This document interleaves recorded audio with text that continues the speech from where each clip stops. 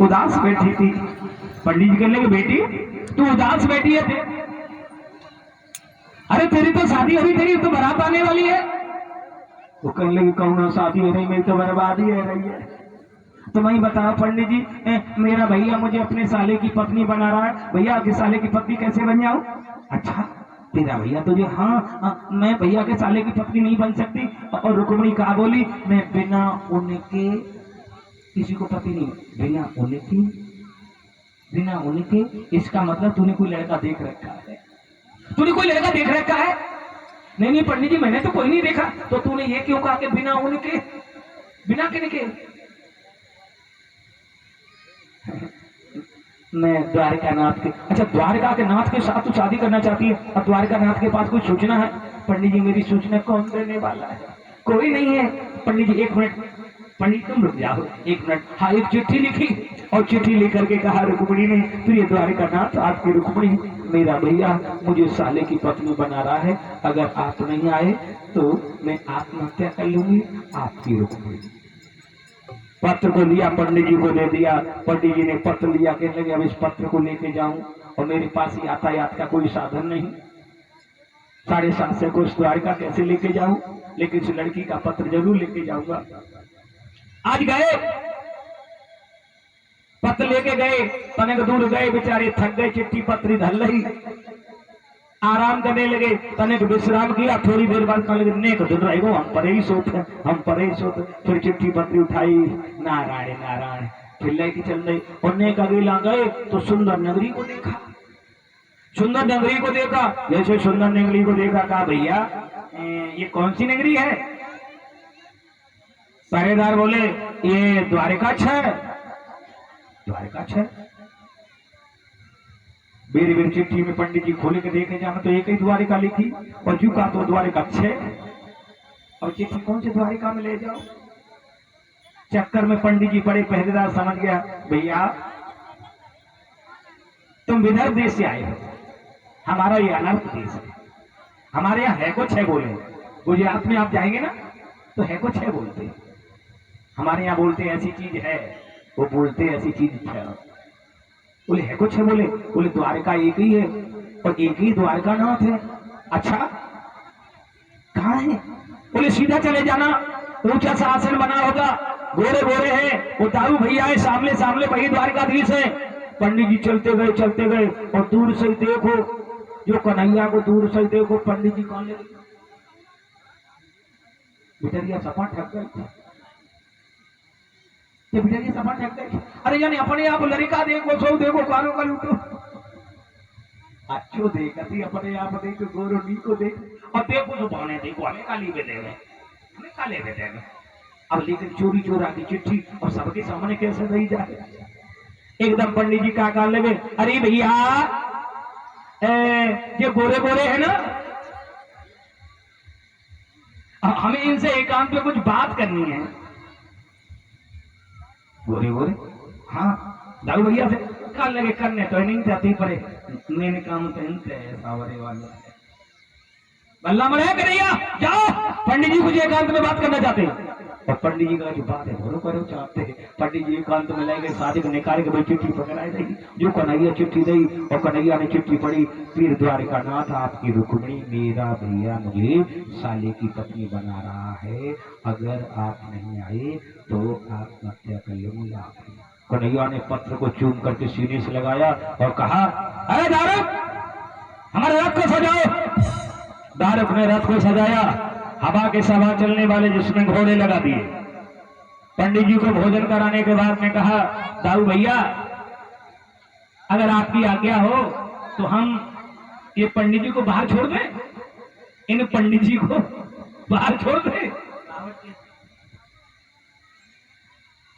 बोले छोड़ दो छोड़ दो। अरे पंडित जी को बाहर छोड़ने की बात नहीं ना, पंडित जी को रथ में बिठा लिया, दारुक ने रथ की घोड़ों की बात पकड़ ली, अपना कन्हैया बैठ गए, छोड़ दो कह दिया बलराम ने। और जैसे ही नगर में रथ चला तब तक धीरे धीरे धीरे धीरे,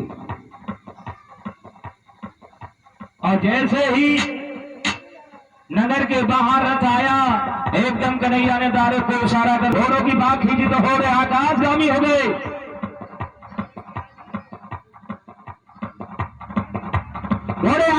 आदमी हो गए।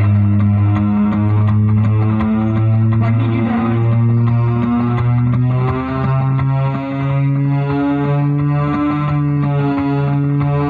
थोड़ी देर में आ जाना तो देर से भी धर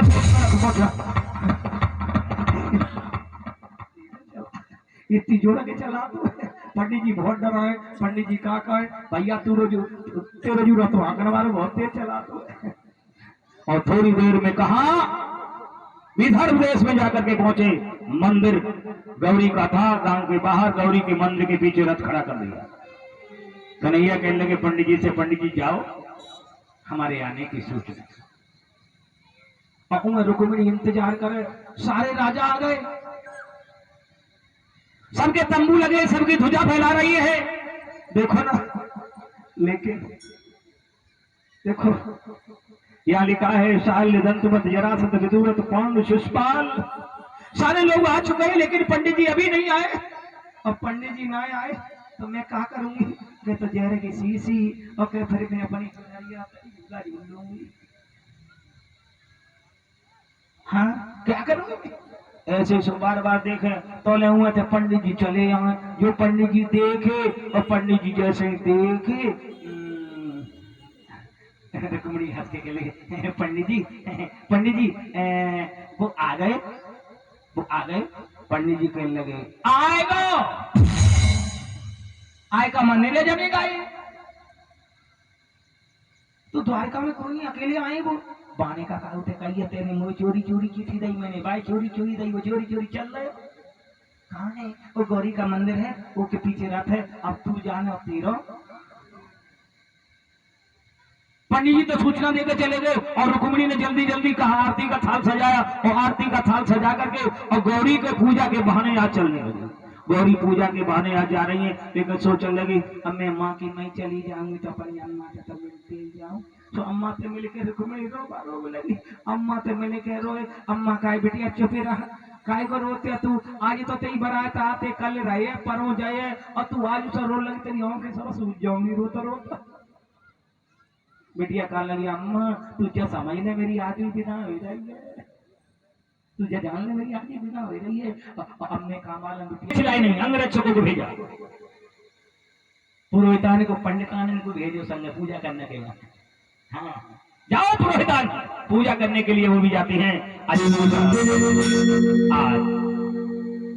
गौरी की पूजा किया, मंदिर में गौरी की पूजा को किया है। और हे गौरी मैया, रुक्मिणी कह रही है हे गौरी मैया आज तो मेरे स्वाद की रक्षा है। लोगों विवाह से पहले गौरी की पूजा होती है। सीता मैया ने भी गौरी की पूजा की थी बगीचे में, आज रुक्मिणी भी गौरी की पूजा कर रही है और हमारी इन बहनों को भी गौरी की पूजा कराई जाती है। आज गौरी की पूजा पूजा करने के बाद रुक्मिणी ने मंदिर का परिक्रमा किया और जैसे ही मंदिर का परिक्रमा किया ना और कन्हैया मंदिर के रथ से ऐसे आगे बढ़ते गए और आगे बढ़ते जैसे गए जैसे सियारों के बीच में शेर घुसा चला जाता है। सियारों के बीच में शेर घुसा चला जाता है, ऐसे ही घुस गए। रुक्मिणी ने दोनों हाथ खड़े कर दिए, नाथ लाज मेरी नहीं लाज तेरी है। भगवान ने झपट के रुक्मिणी की कलाई को पकड़ लिया और ले जाने लगे, कहा रथ के पास, रथ पर बिठा लिया। सारे लोग भौचक्के से खड़े ऐसे ही देख रहे हैं। भगवान बोले रुक्मिणी से इशारा करके रथ को चलाना आता है, रथ को चलाना आता है? तो कहने लगी आखिरकार राजकुमारी हूं ना, राजकुमारियां इन चीजों का शौक रखती हैं, घोड़े पर चढ़ना, तीर तलवार चलाना, रथ चलाना शौक रखती है। तो फिर संभालो बात, लोगों तारक ने घोड़े नहीं हाके, कन्हैया ने घोड़े नहीं हाए, रुक्मिणी के हाथ में बाग दे दी और रुक्मिणी के हाथ में, और रुक्मिणी ने घोड़े की बाग खींची। हाँ ये रथ धीरे धीरे आगे बढ़ा और जैसे रथ आगे बढ़ा तब तक हल्ला हो गया।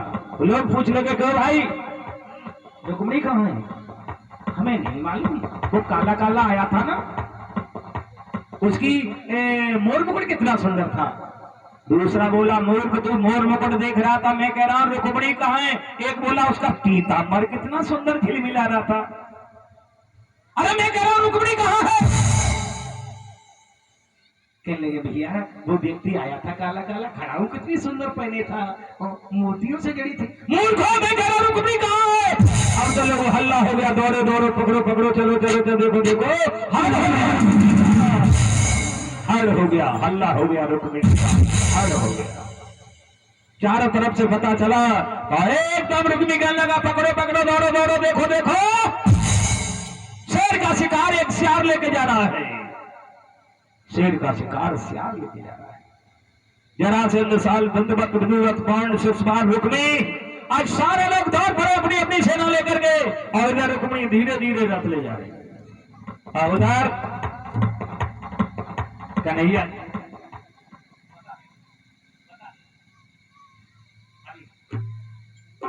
आज देव ऋषि नारद पहुंच गए द्वारिकापुरी, और कहा कर ले क्यों भैया द्वारिकाधीश कहां गए, हमें द्वारिकाधीश से कुछ काम था। क्यों द्वारिकाधीश कहां है?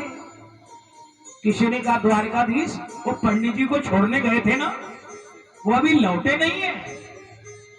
नारद जी कहने लगे न भी लौटे और न भी लौटे, क्या मतलब? अरे भाई यहाँ द्वारिका में होंगे तब तो लौटेंगे ना, वो तो रुक्मिणी स्वयंवर में विदर्भ देश में है।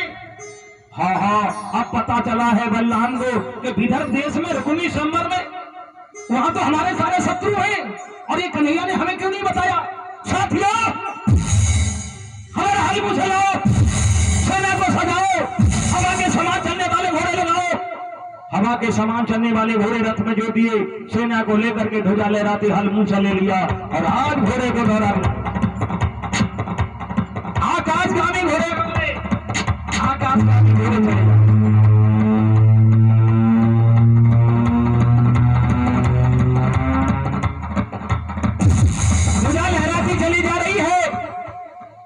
तब तक उधर कन्हैया का रथ चारों तरफ से घेर लिया गया था, सेना चारों तरफ, बीच में कन्हैया का रथ था।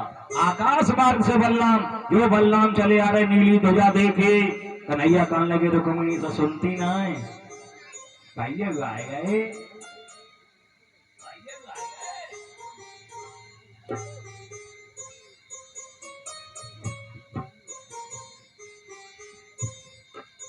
जो सुनो रुक्मिणी के भैया हुआ आएगा, सो रुक्मिणी ने घूंघट होने का नीचे खींचे,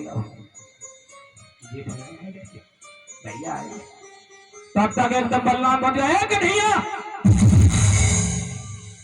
किस लड़की को भगा के ले जा रहा है?